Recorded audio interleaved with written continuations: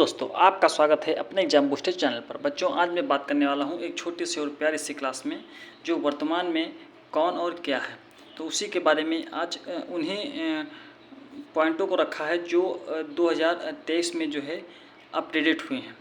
तो चलते हैं अपने पॉइंट पर। बात करते हैं कि नेशनल ग्रीन ट्रिब्यूनल के नए अध्यक्ष कौन बने, तो प्रकाश श्रीवास्तव। कौन बने? प्रकाश श्रीवास्तव। अगर हम बात करेंगे कि जो आपका रक्षा सचिव हैं, वर्तमान के रक्षा सचिव कौन बने हैं, आपके वर्तमान के बच्चा आपके रक्षा सचिव कौन बने हैं, तो गिरधर अरमाने। कौन बने हैं? आपका गिरधर, ठीक है, गिरधर अरमाने। ठीक, वही अगर पूछ लेंगे रक्षा सचिव की बात आ गई तो उसके अगर बात आ जाएगी गृह सचिव की बात अगर आ गई, सचिव के बारे में बात करेंगे, गृह सचिव के बारे में को बात करेंगे तो अजय कुमार भल्ला। कौन? अजय कुमार भल्ला है। ठीक है, अजय कुमार भल्ला हैं। अगर वही विदेश सचिव के बारे में बात करेंगे कि विदेश सचिव कौन है, तो वो बता दें बच्चे आपको कौन है, विनय मोहन क्वात्रा। कौन है? विनय मोहन क्वात्रा। वहीं अगर बात कर लें विदेश मंत्री कौन है, विदेश मंत्री कौन है, तो JS शंकर। ठीक है, JS शंकर। ठीक है, JS शंकर। अगर बात करें कैबिनेट मंत्री कौन है बच्चा, तो आपको बता दें राजीव गौबा। कौन है? राजीव गौबा। तो यहाँ पे आपको इतने सारे पॉइंट, यानी अगर नेशनल ग्रीन ट्रिब्यूनल के नए अध्यक्ष पूछा जाएगा तो प्रकाश श्रीवास्तव, गृह सचिव तो अजय कुमार भल्ला हैं। ठीक है, और आपका कैबिनेट सचिव की बात करेंगे तो राजीव गौबा हैं, और रक्षा सचिव के बारे में बात करेंगे तो गिरधर अरमाने हैं, विदेश सचिव के बारे में बात करेंगे तो विनय मोहन क्वात्रा हैं, और अगर विदेश मंत्री के बारे में बात करेंगे तो JS शंकर है। ठीक है, NCC के नए महानिदेशक कौन है, तो वो आपका गुरवीर पाल है। कौन है? गुरवीर पाल है। वही अगर बात करेंगे कि केंद्रीय सतर्कता के आयुक्त कौन है, केंद्रीय सतर्कता के आयुक्त कौन है, तो प्रवीण कुमार श्रीवास्तव। ठीक है, प्रवीण कुमार श्रीवास्तव। ठीक, वे जो है आपका केंद्रीय सतर्कता जो है आयुक्त हैं। ठीक, बात रहे कि उप सभापति के राज्यसभा के उप सभापति कौन है, तो हरिवंश नारायण सिंह। कौन है? हरिवंश नारायण सिंह, जो कि राज्यसभा के उप सभापति हैं। वही अगर लोकसभा के महासचिव के बारे में बात करें कौन है नए, तो उत्पल कुमार है। कौन है वर्तमान के? उत्पल कुमार। और राज्यसभा के महासचिव के बारे में बात करेंगे तो वो आपका प्रमोद चंद्र मोदी है। कौन है? प्रमोद चंद्र मोदी हैं। भारत के 50वें मुख्य न्यायाधीश के बारे में बात करेंगे तो DY चंद्रचूड़ हैं। ठीक, कौन? DY चंद्रचूड़। यहाँ पे बच्चों अगर बात करेंगे कि 49वें न्यायाधीश कौन है, कमेंट बॉक्स में कमेंट करिएगा कि 49वें न्यायाधीश कौन है। भारत के रक्षा सचिव के बारे में अगर बात करेंगे तो गिरधर अरमाने जी हैं, जो अभी हमने ऊपर बताया है। सीमा सड़क संगठन के नए महानिदेशक के बारे में बात करेंगे तो वो आपके राजीव चौधरी हैं। कौन है? राजीव चौधरी हैं। वही अगर बात करेंगे कि भारत के नए लेखा महानियंत्रक यानी कैग, ठीक है, तो वो आपके SS दुबे हैं। कौन बच्चा? SS दुबे। अगर बात करेंगे कि नीति आयोग के उपाध्यक्ष कौन है, इसमें नीति आयोग के उपाध्यक्ष तो BR सुब्रमण्यम है। कौन है? नीति उपाध्यक्ष नीति आयोग को देखा जाएगा तो वो बच्चा आपके कौन है? नीति आयोग के तो सुमन के बेरी हैं। कौन है बच्चा? सुमन के बेरी हैं। अगर नीति आयोग के नए CEO देखा जाए तो BR सुब्रमण्यम है।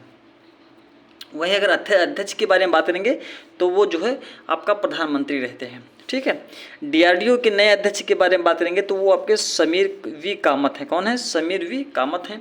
वही अगर लोक सेवा के नए अध्यक्ष के बारे में बात करेंगे तो लोक सेवा जो आर्टिकल जो है आपके 315 आर्टिकल में जो है लोक सेवा की बात कही गई है, जो कि वर्तमान अध्यक्ष जो है आपका मनोज सोनी है। कौन है? वर्तमान अध्यक्ष जो है आपके मनोज सोनी है।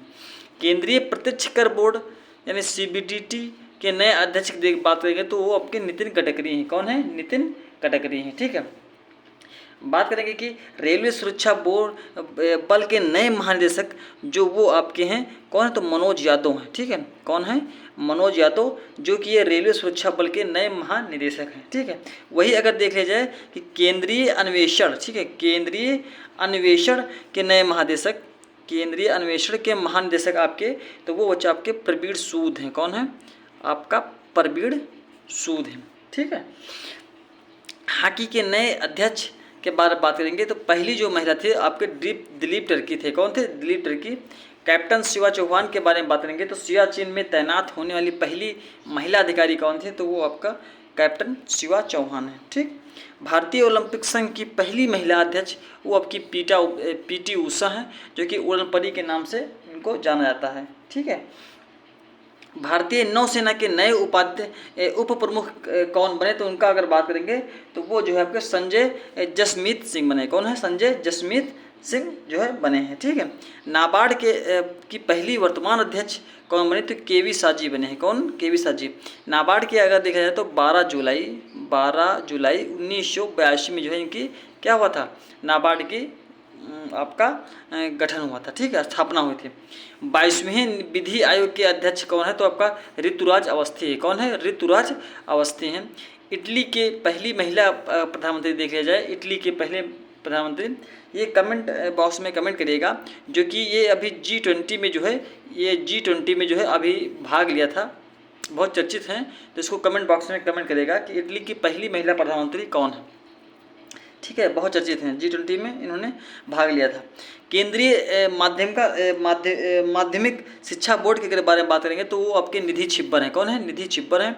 और केंद्रीय फिल्म प्रमाण बोर्ड के बारे में बात करेंगे तो वो आपके प्रसून जोशी हैं। कौन है? प्रसून जोशी। पृथ्वी और विज्ञान मंत्रालय के नए मंत्री कौन है? तो आपको बता दें किरण रिजिजू हैं। कौन है? किरण रिजिजू। बात करते हैं बच्चा वर्तमान के जो राष्ट्रीय अल्पसंख्यक आयोग हैं, अल्पसंख्यक आयोग, वो कौन है? तो इकबाल सिंह है। कौन है? इकबाल सिंह है।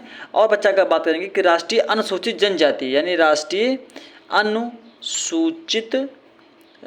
अनुसूचित जनजाति के बारे में बात करेंगे अगर, तो वो आपके हर्ष चौहान है। कौन है? हर्ष चौहान है।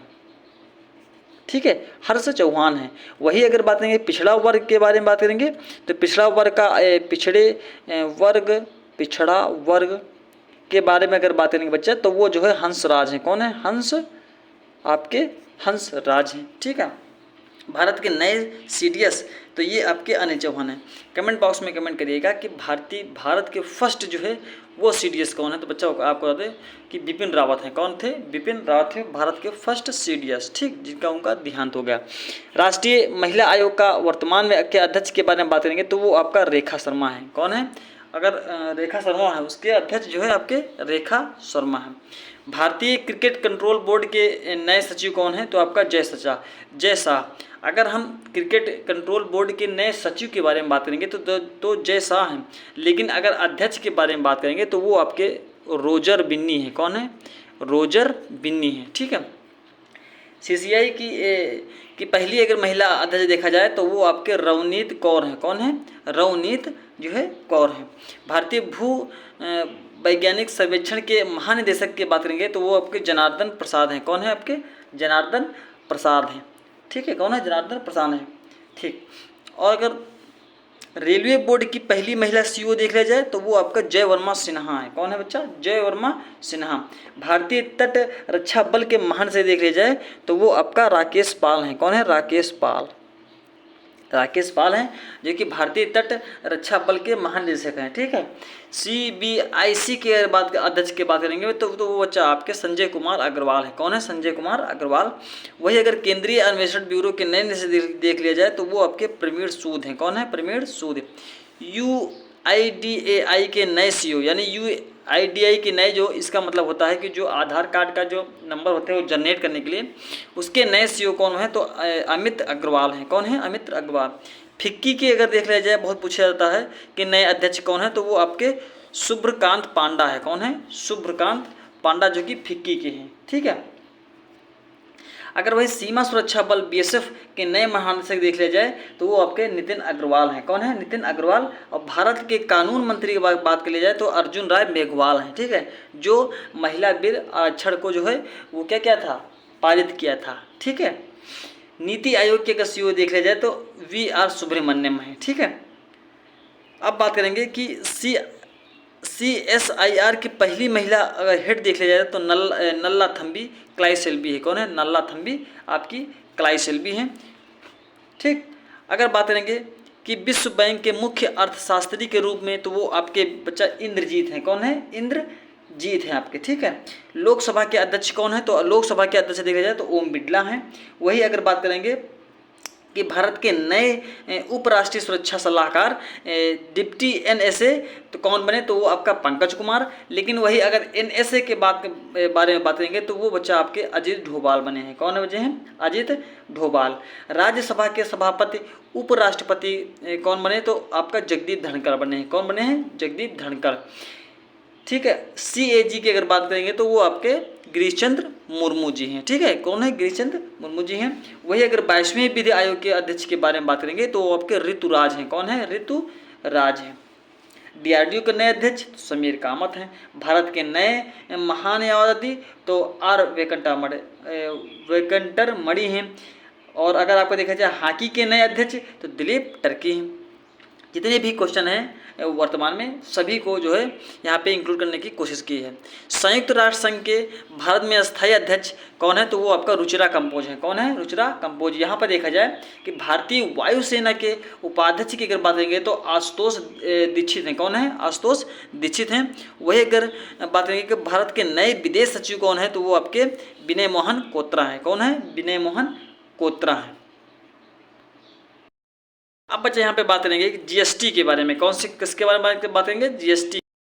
थोड़ी सी इन्फॉर्मेशन आपको दे देंगे जीएसटी कर। सबसे पहले अगर जीएसटी की बात करेंगे कि जीएसटी कर क्या है, तो जीएसटी कर बच्चा आपको बता दे ये आपका प्रत्यक्ष कर है। कौन सा है बच्चा? ये आपका प्रत्यक्ष कर है, ठीक है। ये प्रत्यक्ष कर है। और ये किस समिति पर बना था? तो विजय केलकर की समिति पर। कौन सा? विजय केलकर की समिति पर जो है ये आपका जीएसटी बना था। और बच्चा आपको बता दें कि जो फर्स्ट राज्य था आप जिस पर लागू हुआ था वो आपका बच्चा असम है। कौन है? असम है। और किस संविधान संशोधन के? तो 101 कन्यादान के संविधान संशोधन से बना था। और अगर बता दें किस सूची में है जीएसटी, तो आपको बता दें समवर्ती सूची में है। समवर्ती सूची में जो है इनको जीएसटी को रखा गया है, ठीक है। रेट की अगर बात करते हैं कि जो आपका काउंसिल जो होता है जीएसटी का, तो वर्तमान अध्यक्ष कौन होते हैं? तो वो आपके वित्त मंत्री होते हैं। कौन है? जीएसटी जो काउंसिल होता है उसका अध्यक्ष जो होता है तो उसका अध्यक्ष जो है आपका वित्त मंत्री होते हैं। कौन होता है? आपका वित्त मंत्री होते हैं, ठीक है। कितने प्रकार का होता है? तो जीएसटी जो है 3 प्रकार के होता है। एक तो एसजीएसटी, जीजीएसटी और सीजीएसटी। ये जो है 3 प्रकार के आपके जीएसटी होते हैं। अच्छा, अब बात करेंगे कि जीएसटी जो है इसका फुल नेम जो होता है गुड सर्विस टैक्स, ठीक है। अगर इसकी बात करेंगे टैक्स की बात करेंगे तो ये जो है किन किन दरों पर लगता है? तो वर्तमान में अगर देखा जाए कि जीएसटी किस पर लगता है तो वर्तमान में जो है ये आपका 18% पर लगता है। कितने % पर लगता है? 18% पर जीएसटी लगता है। तो अगर जीएसटी देखा तो जीएसटी की दर देखा जाए तो वो आपका 0% पर, 5% पर, 12% पर, 18% पर और 28% तक जो है आपका जीएसटी लगता है, ठीक है। कितना लगता है? जीएसटी लगता है। अब बच्चा बात करेंगे कि बैंकों का जो है जितना जीएसटी से हमको लगा कि जीएसटी से इतना पढ़ाना चाहिए तो हमने जो है इतने पॉइंट जो है कवर किए। अब बात करेंगे बैंकों के बारे में। बच्चा आपको बता दें कि जो पेट में जो है इस बार, पिछली बार इन्होंने पूछा था कि कुछ बैंक के बारे में पूछा था कि कौन सा कमर्शियल कौन ये है, ये बैंक पूछा गया था। लेकिन अब उम्मीद है पूरी तरह कि बैंकों के बारे में कुछ ना कुछ पूछा ही जाएगा। तो इसलिए जो हमने जो क्या किया है कि बैंकों के बारे में थोड़ा सा आपको जानकारी देने की कोशिश की है, ठीक है। अगर बात करेंगे कि सबसे पहले कौन कौन बैंक मिलकर किस किस बैंक का निर्माण किया, तो आपको बता दें सबसे पहले जो एक आपका कौन सा बैंक है? बैंक ऑफ कोलकाता, ठीक है। बैंक ऑफ कोलकाता जो है वो आपका 1806 में बना। और दूसरी बैंक है आपके बॉम्बे, ठीक है। कौन है? बॉम्बे, वो आपका 1840 में बना, ठीक है। और एक बच्चा बैंक है मद्रास। कौन है? आपका मद्रास, जो कि 1843 से मिलकर बना। ये तीनों बैंक मिल करके जो है एक बैंक का निर्माण किया। उस बैंक को कहते हैं इंपीरियल बैंक। क्या कहते हैं? इंपीरियल बैंक, ठीक है। कहते हैं इंपीरियल बैंक, जो कि ये जो है बनकर तैयार हुआ आपका 1921 में। इंपीरियल बैंक, ये तीनों बैंक मिलकर बैंक ऑफ कोलकाता जो कि 1806 में, और बॉम्बे जो कि 1840 में, और जो है मद्रास जो है वो 1843 मिलकर तीनों बैंकों जो है मिलकर एक नया बैंक का निर्माण किया जिसको कहते हैं इंपीरियल। और ये बनकर कब तैयार हुआ, तो आपका 1921 में बनकर तैयार हुआ। आपको बता दें कि 1900 इनका जब तैयार हुआ तो इससे जो है आपका SBI बैंक, ठीक है, SBI बैंक जो है 1955 में जो है क्या हुआ, इसका 1955 में जो है ये SBI बैंक में चेंज हो गया। वैसे अगर कहें तो इंपीरियल मतलब इसके स्थापना हुई SBI, या कहें कि जो है इंपीरियल बैंक से जो है SBI बैंक में ये क्या हो गया, चेंज हो गया, ठीक है।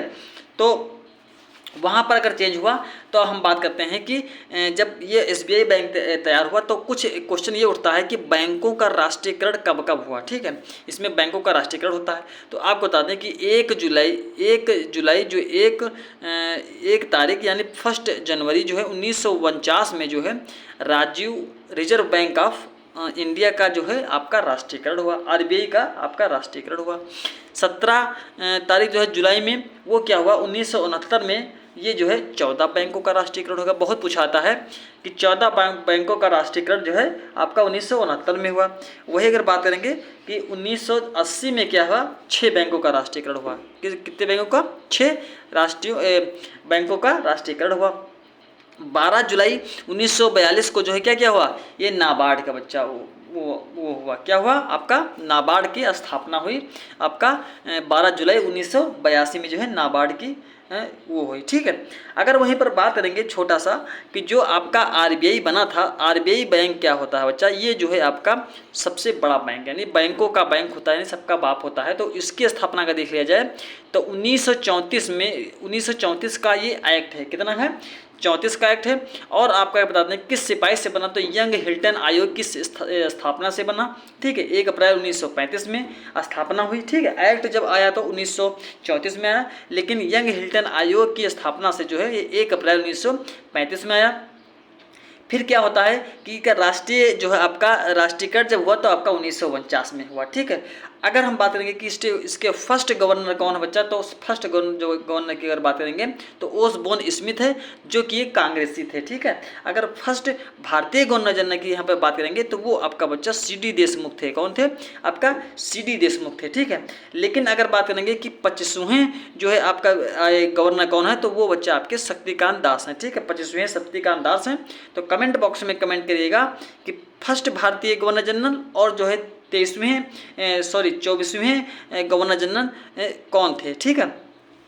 तो अब बच्चा हम बात करेंगे कि ये अपना ये सब हो गया। अच्छा, अब एक और खेला है कि बैंक जो लोन देती है, इससे क्वेश्चन एक पूछाता है, तो हमने सोचा कि जो है आपको ये पॉइंट रख लिया जाए। बैंक में जो ऋण की अवधि होती है, क्वेश्चन पूछा गया था, तो इसलिए हमने जो है इस टाइप के क्वेश्चन रखे। बैंकों में ऋण की अवधि किस किस टाइम पर होती है, तो आपको बता दें कि जो अल्पकालीन ऋण अवधि होती है वो 6 से 15 महीने तक जो है अल्पकालीन ऋण अवधि होती है, ठीक है। यानी अल्पकालीन अगर ऋण अवधि ले रहे हैं तो आपको टाइम मिल रहा है 6 से 15 महीने तक। अगर आप दीर्घकालीन ऋण अवधि ले रहे हैं तो वो 5 वर्ष तक मिलेगा आपको। 5 वर्ष से अगर दीर्घकालीन आप लोन ले रहे हैं या ऋण ले रहे हैं तो 5 वर्ष से अधिक आपको टाइम मिलेगा। मध्यकालीन ऋण अवधि की अगर बात करेंगे तो 15 माह से 5 वर्ष तक, ठीक है।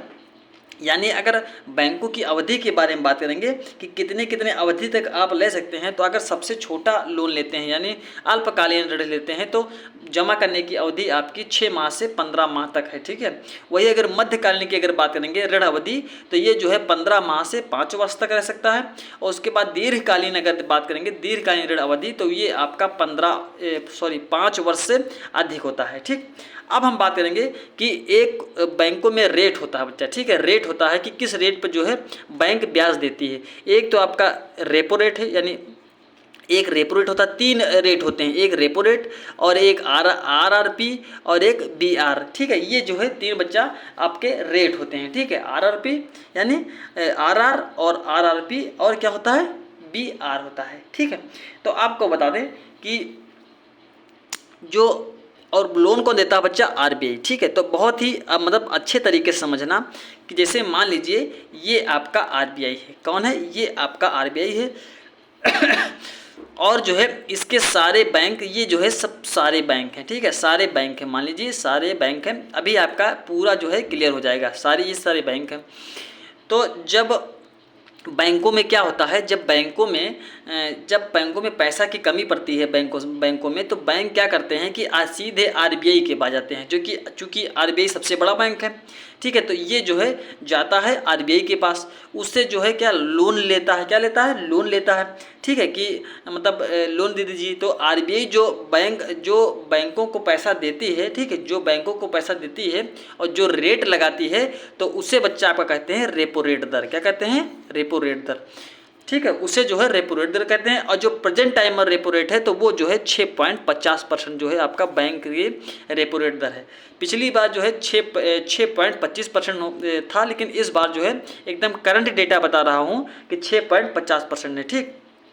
अब बात होगी आरआरपी यानी रिवर्स रेपो रेट की। अगर बात करेंगे तो ये कैसा सिस्टम है, तो आपको बता दें कि किसी टाइम कोई भी टाइम होता है कि जब जो है व्यक्ति लोन नहीं लेते हैं, यानी लोन कोई नहीं कराता है, तो क्या होता है कि बैंकों के पास पैसा ज़्यादा हो जाता है, ठीक है, बैंकों के पास पैसा ज़्यादा हो जाता है, तो वो क्या करता है कि जो है कहीं ना कहीं बैंकों को भी सेविंग करने की ज़रूरत पड़ती है। तो वो जो है क्या करता है रिवर्स रेपो रेट, कि वो फिर जो है क्या कहता है आरबीआई के पास, ठीक है। एक बार जब लोन लेते हैं सारे बैंक, तब जाते हैं आरबीआई के पास, और एक जब बैंकों के पास रुपए अधिक होता है, तब फिर भी जाते हैं आरबीआई के पास और बोलते हैं कि जो है मेरा पैसा जो है वो रख लीजिए, ठीक है। तो आपको बता दें कि जो है जो पैसा आरबीआई बैंकों का रखता है, तो वो उसे कहते हैं बच्चा रिवर्स रेपो रेट, ठीक है, उसे कहते हैं रिवर्स रेपो रेट, जो कि इस टाइम जो है 3.35% जो है इस टाइम वर्तमान का डाटा है, तो 3.35% होता है, ठीक। तो आपको बता दें, और बैंक रेट जो होता है, जो बच्चा बैंक अपने हिसाब से जो रेट लगाती है उसे कहते हैं बैंक रेट, ठीक है, जो कि आपका 5 पॉइंट से 15% तक है, ठीक है, 5 पॉइंट से 15% तक है। तो बच्चा यहाँ पे आपको एक पॉइंट क्लियर होगा कि मान लीजिए एक आपका आरबीआई है, ठीक है, आरबीआई है, जब ये लोन देती है किसी दूसरे बैंक को, तो वहाँ पे क्या लगता है आपका रेपो रेट दर लगता है, ठीक है। रेपो रेट कितना दर लगता है आपका 6.50%, यानी रेपो रेट मतलब कि जो आरबीआई बैंक किसी बैंक को रुपया देती है, तो ब्याज कितने परसेंट लेती है, 6.5% पर ब्याज लेती है। लेकिन जब कोई बैंक क्या होता है, जब कोई बैंक जो है पैसा जमा करता है आरबीआई के पास, यानी जब किसी बैंक का पैसा अधिक होता है, तो जमा जब करता है, तो वहाँ बच्चा आपका रिवर्स रेपो रेट हो जाता है ना। तो वहाँ पर बैंक वाले सोचते हैं कि जो है चलते हैं कि आरबीआई से रुपए लेते हैं, यानी उतना ही ब्याज देंगे जितना हमसे ब्याज आरबीआई लिया था। लेकिन यहाँ पे क्या होता है, खेला होता है कि रिवर्स रेपो रेट जितना ब्याज लगाती है, रेपो रेट जितना आरबीआई रेपो रेट जितना ब्याज लगाती है, रिवर्स रेपो रेट उतना ब्याज नहीं दिया है। यानी जब आरबीआई को ब्याज देना होता है, तो वो बच्चा इतना परसेंट नहीं देता, वो मात्र 3.35 जो है परसेंट ब्याज देता है। और जब आरबीआई को लेना होता है ब्याज, तो वो बच्चा आपका 6.5% होता है। यहाँ पे बच्चा एक क्वेश्चन बहुत तेज़ी से उठता है, बहुत ही पूछा जाता है अच्छे एग्जामों में, कि अगर आपको बता दें कि सबसे लघु अगर की बात करेंगे कि सबसे लघु आपका दर कौन लेता होता है, तो MSF ये केवल बच्चा जो है एक दिन के लिए ब्याज देती है, एक दिन के लिए जो है या ब्याज देती है, ठीक है, यानी MSF। अगर रेपो रेट की अगर बात करेंगे, रेपो रेट के बारे में बात करेंगे, तो ये 2 से 14 दिन के लिए जो है ये जो है दर देती है, यानी ब्याज जो है देती है। तो यहाँ पे बहुत ही पूछाता है कि MSF जो है वो अति अल्पकालीन है, और ये जो रेपो रेट है ये कौन सी दर है, ये अल्पकालीन रेट है, ठीक है। तो अगर ये वीडियो अच्छी लगे तो प्लीज़ लाइक, सब्सक्राइब और सपोर्ट करना, इसी तरह हमारे चैनल पे बने रहना। धन्यवाद।